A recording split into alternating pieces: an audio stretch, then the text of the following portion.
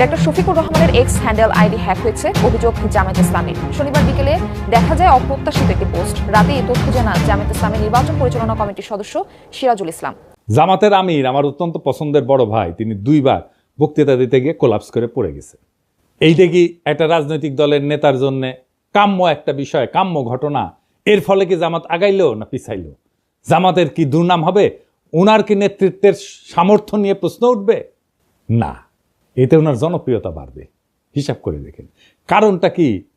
এতে একটা আবেগের সংহতি তৈরি হয়। নেতা যদি হঠাৎ অসুস্থ হয়ে পড়ে, জনগণ তাকে রক্ত মাংসের মানুষ হিসেবে দেখতে শুরু করে এবং একটা সহানুভূতির ঢেউ তৈরি হয়। মানুষ মনে করেন তো দেশের জন্য এরকম করছেন, এই অনুভূতি কাজ করে। এইভাবে কোলাপস করলে তাকে একজন ত্যাগী যোদ্ধা হিসেবে তুলে ধরে। দেখো দেখো দেশের জন্য কতটা কষ্ট করতেছেন, এই বার্তা ছড়ায় পড়ে।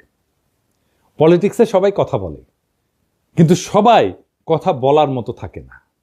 আর যখন কেউ কথা বলার মাঝখানে হঠাৎ এইভাবে নিঃশ্বাস হারায় ফেলেন, তখন মঞ্চ কেঁপে ওঠে। একটা শরীরের পতনে তখনই শুরু হয় এক নতুন ধরনের রাজনীতি। না, আমরা বীরত্বের কথা বলতেছি না, বলতেছি ভাঙনের মধ্যে দিয়ে উত্থানের কথা। যখন নেতা কোলাপস করেন, তখন তিনি কেবল মাটিতে পড়েন না, তিনি পড়ে যান মানুষের হৃদয়ের গভীরে। শফিক ভাই এইভাবেই হৃদয়ের গভীরে পড়ছেন। যেটা ঘটছে আমরা দেখছি, একটা জনসভা, লক্ষ লক্ষ মানুষের ভিড়, নেতা কথা বলতেছেন, সরাসরি আগুন জ্বরা ভাষণ, হঠাৎ থেমে গেলেন, নিঃশ্বাসের শব্দ বেড়ে যায়, 1 পা 2 পা করে, তারপরে ধপাস করে পড়ে গেলেন মঞ্চেই। অনেকে চিৎকার করে উঠছেন, কিন্তু তিনি কি সত্যি পড়ে গেছেন নাকি ঠিক তখনই তিনি মানুষের হৃদয়ে উত্থান করেন? আমি কয়েকটা আন্তর্জাতিক ঘটনার কথা বলি। রবার্ট এফ কেনেডি ভাষণ শেষে গুলিবিদ্ধ হয়ে মঞ্চে পড়ে যান। কোনো রাজনৈতিক প্রতীক কখনো এত রক্তে জন্ম নেয়নি। তার জন্য পোস্টার ছাপা হয়, এতেই উনার জনপ্রিয়তা আকাশচুম্বী হয়ে যায়। রাজনীতি মানে কিন্তু পারফেকশন না। মানুষ চায় একজন তার মতো একজন মানুষ, তার মতো একজন ভাঙা নেতা, যে তার মতো কষ্ট পায়, যে তার মতো কাঁদে, যে তার মতোই ভালনারেবল। এটাই হিরোইক সাফারিং এফেক্ট। নেতা যদি ভোগে, জনগণ তাকে ভালোবাসে। ফরাসি চিন্তাবিদ জালুক ন্যান্সি উনি বলছিলেন, যে শরীর কষ্ট করে সেই সত্য বয়ে আনে। আর জর্জিও আগাম্বেন উনি বলছিলেন, the moment the sovereign body collapses, the political soul rises. তাহলে প্রশ্ন দাঁড়ায়, নেতা যখন পড়ে যায় তখন কি উঠে আসে? উঠে আসে ক্ষমতার নতুন ভাষা। ভাঙন থেকে উঠে আসে এক নতুন প্রতীক, যেখানে নেতা আর কেবল মানুষ না, তিনি হয়ে ওঠেন সিনেমার মতো সাহসের স্থাপত্য, বীরত্বের প্রতীক, আস্থার জায়গা, ভরসার জায়গা, এবং মানুষ কানেক্ট করতে পারে তার সাথে। নেতৃত্ব সবসময় ভাষণের মধ্যে থাকে না, এইভাবে পতনের মধ্যেও থাকে। তাই এটা সিম্বলিক ব্রেকডাউন। ফরাসি দার্শনিক রোলা বার্ট বলছিলেন যে মৃত্যুর কাছাকাছি যাওয়ার প্রত্যেকটা মুহূর্তই একটা রাজনৈতিক পুনর্জন্মের আভাস দেয়।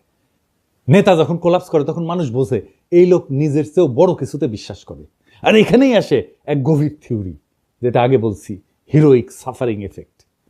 নেতা যখন কষ্টে পড়ে, তার প্রতি সহানুভূতি বাড়ে, আর সহানুভূতির সাথে আসে বিশ্বাস। বিশ্বাস থেকে তৈরি হয় কারিশমা। জার্মান সমাজবিজ্ঞানী ম্যাক্স ওয়েবার বলছিলেন, কারিশমা হচ্ছে এক ধরনের ঐশ্বরিক বা অতিপ্রাকৃত বৈধতা, যা দুর্দিনে প্রকাশ পায়। নেতার শরীর যখন হার মানে, মন তখন কথা বলে, আর মনই তখন জনগণের সাথে একাত্ম হয়ে যায়। সুতরাং নেতা যখন তার ভাষণের মঞ্চে পইরা যান, তখন আমরা যদি দুঃখ করি, তাহলে কিন্তু আমরা ঘটনাটা বুঝি না। আর যদি ভাবি উনি দুর্বল হয়ে পড়ছেন, তাও ভুল। কারণ নেতা আসলে তখনই সবচেয়ে শক্তিশালী হয়ে ওঠেন, তখন তার শরীর চিত হয়ে পড়ে থাকে আর জনগণের মন তার দিকে ঝুঁকে পড়ে। রাজনীতি কেবল শব্দের খেলা না, এটা কখনো কখনো শরীর ভাঙার বিনিময়ে মন জয়ের কাহিনী। শফিক ভাই মানুষের মন জয় করে ফেলছে। উনি মন জয় করার মতোই মানুষ, একজন অত্যন্ত উঁচু মনের মানুষ, একজন অত্যন্ত ক্যাপাবল লিডার। শফিক ভাই দ্রুত আরোগ্য লাভ করেন, আবার রাজনীতির মঞ্চে ফিরে আসেন। আমাদের অনেক কাজ করতে হবে একসাথে, সেই কাজে শফিক ভাইকে দরকার, শফিক ভাইয়ের মতো নেতা দরকার, শফিক ভাইয়ের মতো মুরব্বী দরকার। আমরা চাই আমাদের নেতা আমাদের মতোই হোক, আমাদের মতোই রক্ত মাংসের মানুষ হোক, আমাদের মতোই দুঃখ পাক, আমাদের মতোই কষ্ট পাক, আমাদের মতোই কান্না করুক, আমাদের মতোই ভালনারেবল হোক। আমাদের রাজনীতিতে সেই রকম নেতা সবাই হয়ে ওঠেন। আমরা সেই কামনা করলাম, সেই নেতারাই আগামীর বাংলাদেশ নির্মাণ করতে পারবে। সেই দিনের অপেক্ষায় আমরা থাকলাম। আমরা সেই দিন একসাথে আবার সেই বিপ্লবকে পুনর্নির্মাণ করব, আবার সেই বিপ্লবের স্বপ্নে আমরা নতুন বাংলাদেশ গড়ে তুলব। ইনকিলাব জিন্দাবাদ।